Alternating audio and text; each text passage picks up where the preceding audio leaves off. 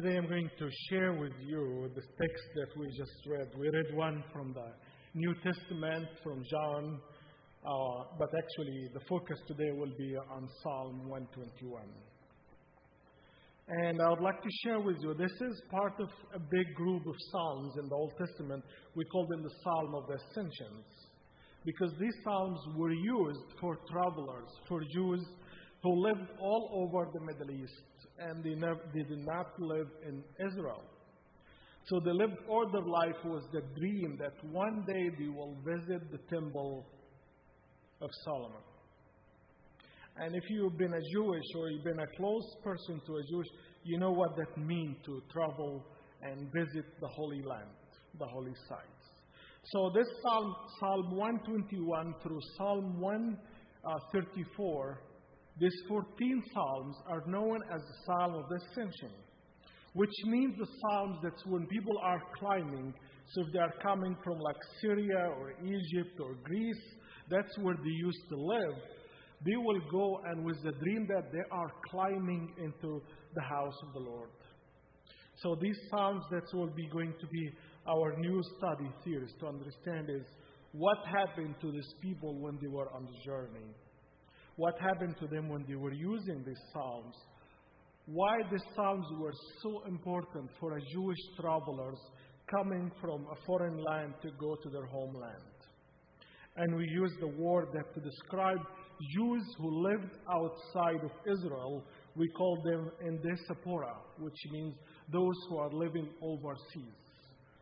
So Psalm 120 through Psalm 134, these are the Psalms that's going to be, in our next few weeks, we'll study most of them.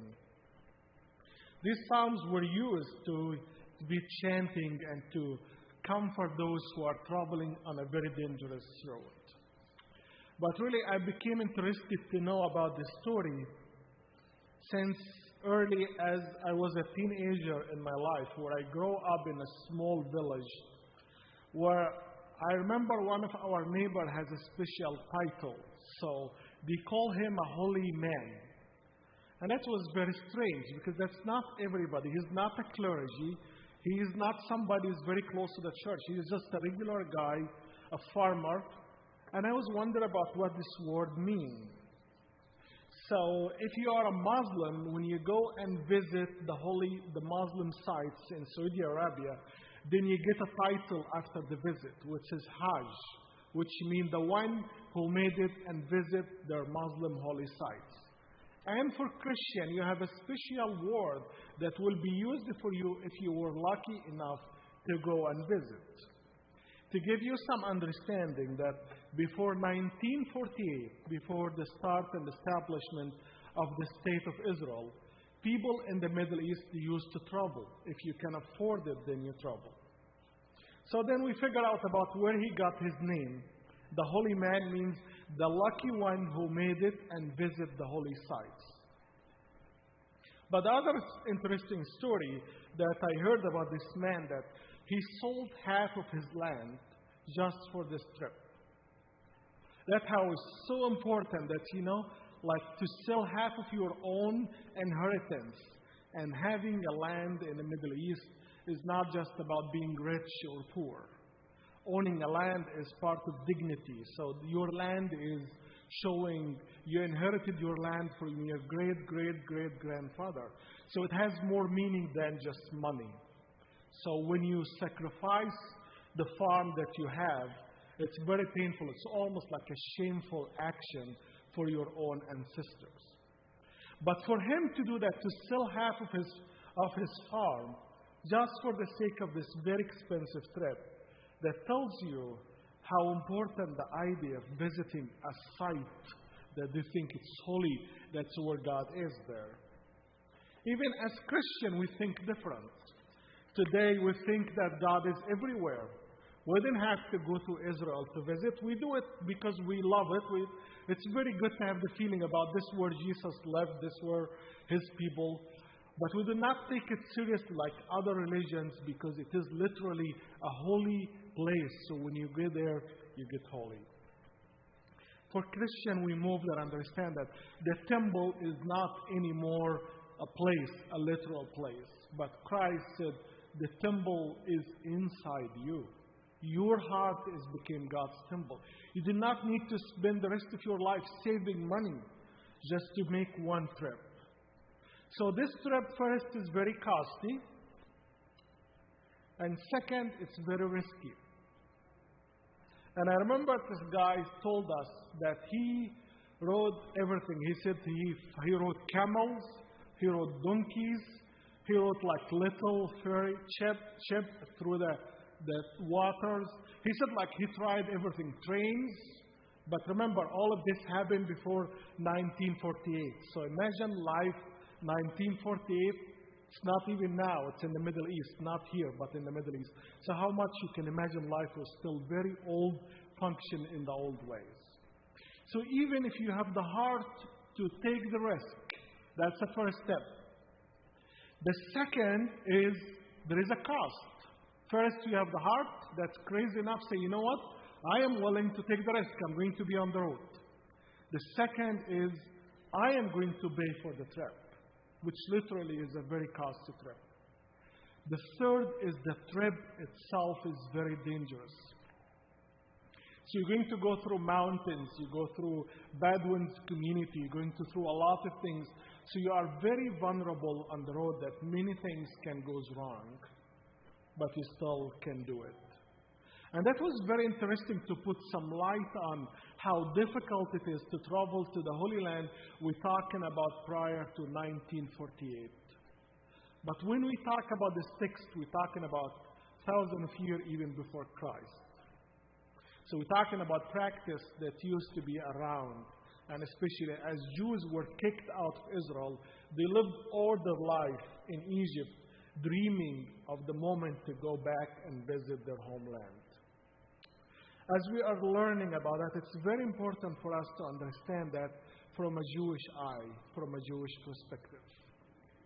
Do not forget that the Jewish people, they are the roots of our faith, if we like it or not.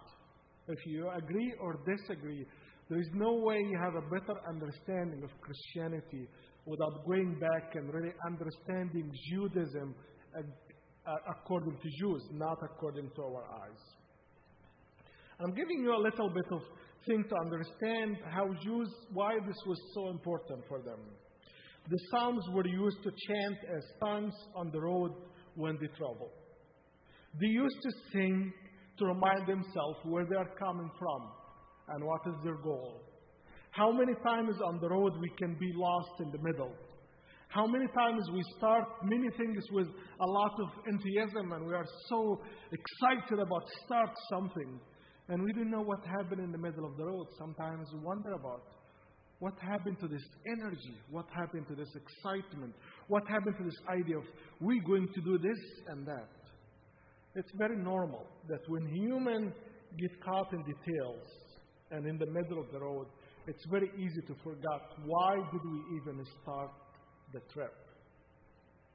It's very important to remind ourselves from time to time what we are doing, where we came from, and why we are on the road.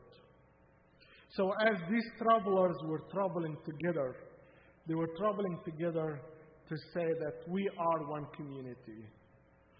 They were singing sometimes, they're not because they are happy, not actually because they are like full of energy.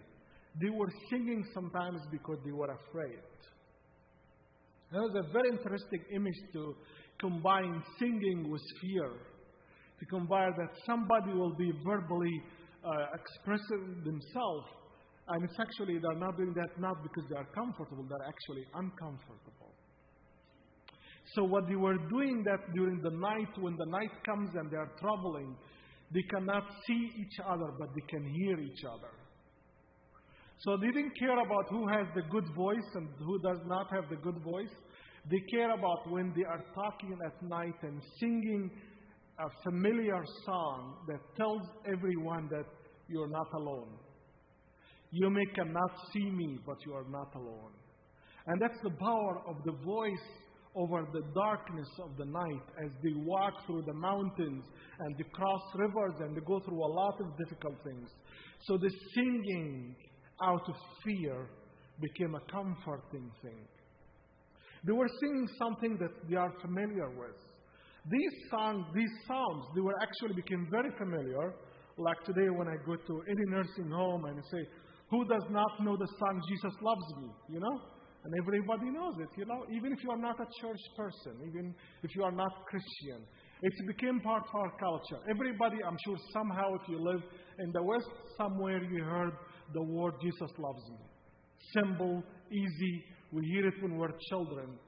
And when I do that, when I visit nursing home and support people, it's very important because it's simple and people can remember it, even when their memory is very hard to remember things.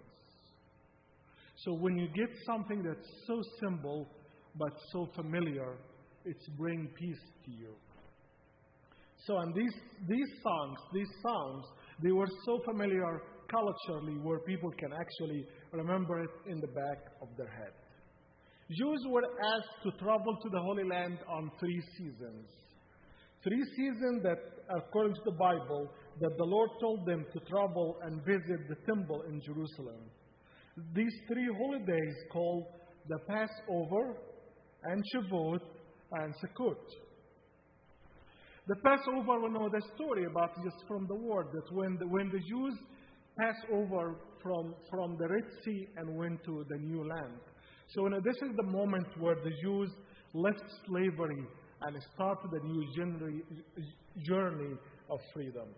We know this very famous story about the Jews being enslaved in Egypt for hundreds of years. And now we start the chapter of freedom. But the chapter of freedom was not given to them. Was not just handed to them and overnight the Jews became from being a slave. Now they are free and life is perfect and everything is great. This actually never happened. It took them many years. The journey was very difficult in many ways. The journey toward earning some freedom was very difficult. First, the pharaohs who let them go out because they were like cursed. They cursed the land of Egypt, and the pharaohs want just to kick them out. You know, you are bad people. I do not care. You brought curse to my land. Let's get rid of you. You guys leave. So they left. But in the middle of that, the pharaoh changed his mind. He felt like he needs some revenge, and he went after them to try to actually stop the mission of them crossing to the other side. And then, even after they crossed, they are now in the desert of Sinai. What are they doing? They were lost in Sinai for 40 years. 40 years. You heard me right. If you go to Egypt now in Sinai, you can maybe in a few hours you can cover the whole thing. Just today with our modern technology and everything. We didn't need to get lost now. With GPS you can get anywhere and you can get you somewhere else. Just imagine a nation lost in a very small place that we call Desert of Sinai for 40 years. And that was not it. Then when they go to the new land is not a free land. The new land was like land with no human. Nope, there were people there. There were people who lived there for hundreds or thousands of years. And now you come into the reality, try to find yourself. Who they are, who we are. What they worship, what we worship. What they believe, what we believe. So now they are encountering themselves in the light of other nations. According to the Torah, God commanded the Israelites 3 times a year shall all your men appear before the Lord your God in the place that God will choose. And this way he's referring to Jerusalem. On the festivals of Pesach, Passover, Shavuot, the Feast of Weeks, and Sukkot, the festivals of the booths. Really, they have a festival for tents. You may laugh about it, like why should we have a festival about tents? Because if you went through the Israel of the desert of Sinai, and you're finding that the tent will be your true savior from this hot weather. You think it is a hot weather here? Just wait until you go to Egypt and see what that means to be in a hot weather. The weather is so harsh there. The sky is so clear, and the sun is reflecting in a very powerful way. So for somebody being a nomad and being on the road, tent was actually literally a saving thing. So they were saving there, remembering that when we were on the road and have no place to sit, our palace was not fancy. Our place was just a simple tent to save us from the heat during the day. So as we see that the God is telling them during this, when you do all these festivals, when you come to me, remember when you came from. Every time you celebrate the Passover, remember that one day you were a slave in Egypt, and today you are free. One day you were strangers, and now you have a place to claim. One day you were on the road, you didn't know how the trip is going to end it. But now you are in a better place. And that's a temptation of human. Human, they act sometimes better when they are vulnerable and understand that I am hurt, maybe I can understand when somebody else hurt. Or I am lost, so maybe I can understand when somebody how it feels to be lost. But the big temptation is when we get into the comfort zone, when we get where we like to be, when we feel like life is working on our side, and we lean towards to forget about those who do not make it. It's very easy for us to remember that I am celebrating that the marathon is done, my trip is done, and all the difficult things behind me. I am dancing and celebrating and enjoying myself. But the Lord say, be careful. When you reach what you hoped for, remember that's not everybody's story. Remember when you celebrate God give you a physical healing, good for you, and God still do miracles. But do not forget that not everybody can say the same. How many of us will pray for a literal miracle healing? Yes, some people get it physically. But sometimes we understand God does miracles in many ways. So while you are celebrating God's work in your life, do not forget this. Your brothers and sisters, they are in different chapters in their life. And this is the combination of being vulnerable, being settled. Being vulnerable, too much vulnerability makes you exhausted, makes you tired. But it's good, makes you humble, makes you close to understand those who are in need. And when you are settled for whatever reason, whatever style of life we can call it as, I am settled, I'm in a better place, you are tempting to isolate yourself. You are tempting to make yourself better or higher than others. So what God is trying to do in our life is try always to keep our life has more spices and keeps you bounced back and forth. You will never settle 100%. And God does not want you to be vulnerable all the time.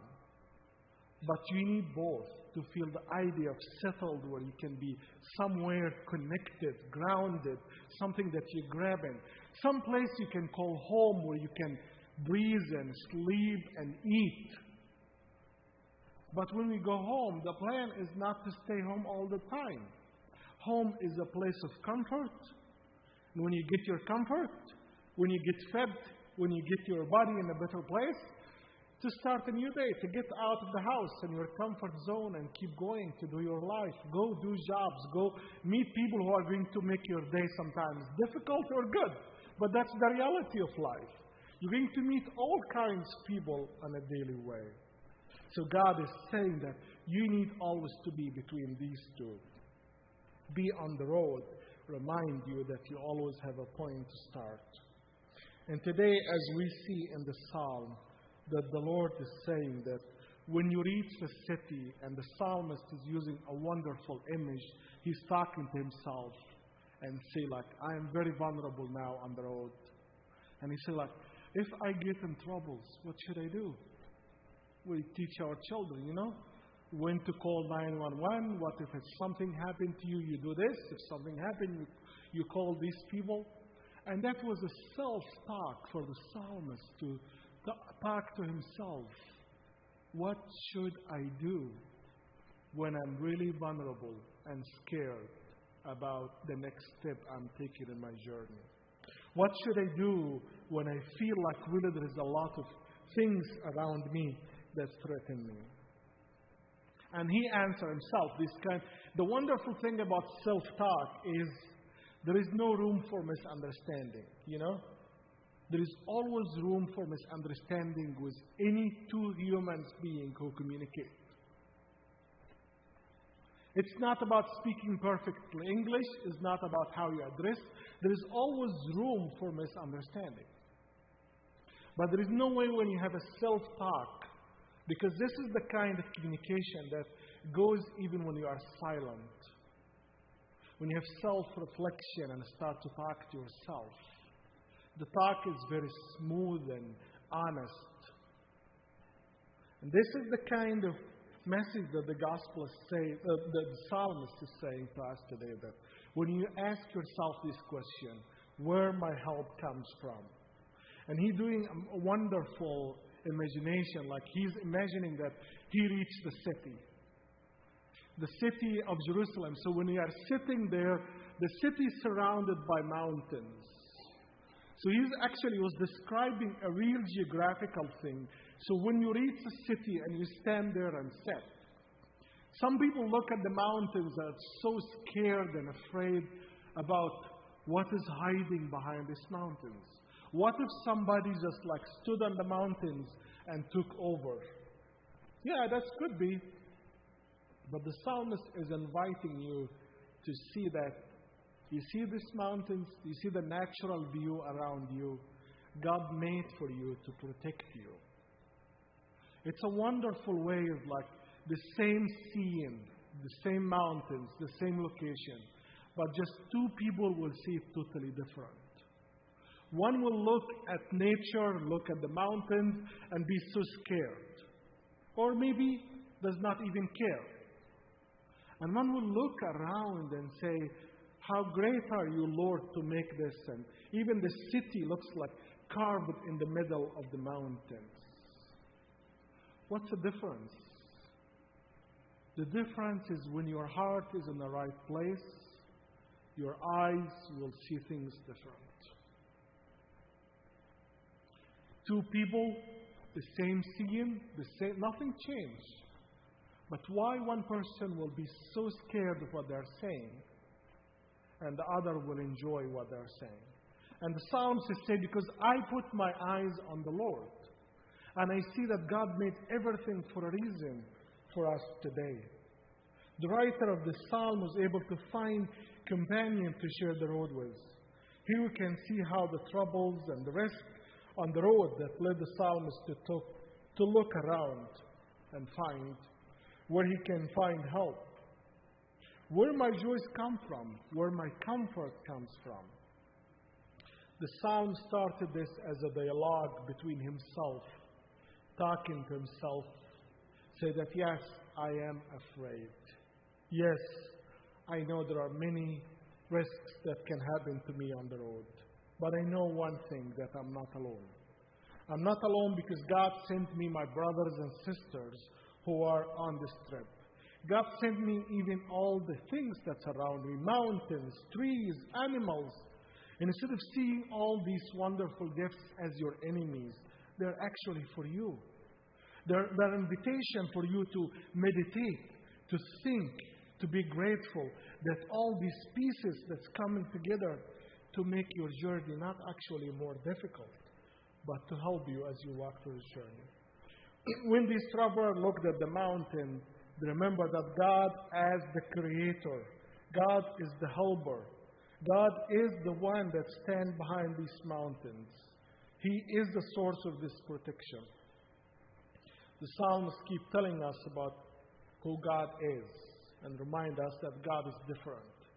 The early Jewish generation were so struggling by the idea that many nations around them worship many gods. And in the past People worshiped anything that made them scared.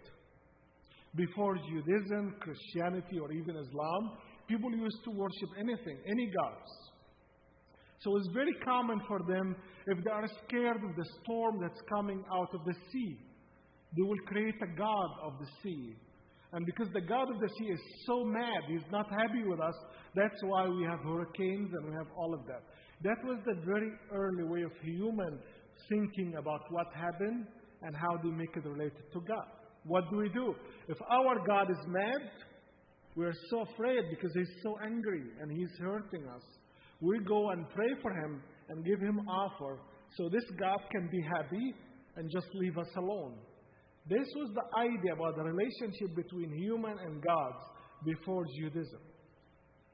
So when the Jews came to this new religion, they were thinking the same way. God is so powerful, but in a scary way. Do not mess with this guy in the sky. He will make your life very difficult. So this ideology of fear led people to worship to avoid the anger of their gods. But in the psalm, is showing something God is different. Yes, you worship the sun, you worship the moon, because you were scared of them. But today, God is saying, I am with you. And this last part of this psalm, we can see God as the protector from all evils, the visible and the invisible one. God protects us from natural dangers, like moon, sun, whatever weather. In the ancient world, as I told you, that people believed that the sun and the moon was controlled by evil and devil spirit. But the Lord today is saying God's protection is in your day, is from the sunshine to the sunset, from your birth to the time of departure from this world. The Lord is here for you and me today to say you are not alone. Yes, there is always risk on the road. But every day you wake up and you open your eyes and you welcome your day with a smile, knowing that God is with you. If it's a good moment, enjoy it with God's presence. If it's a difficult moment, God is not going to leave you alone. He is with you and will walk with you all this journey. Amen.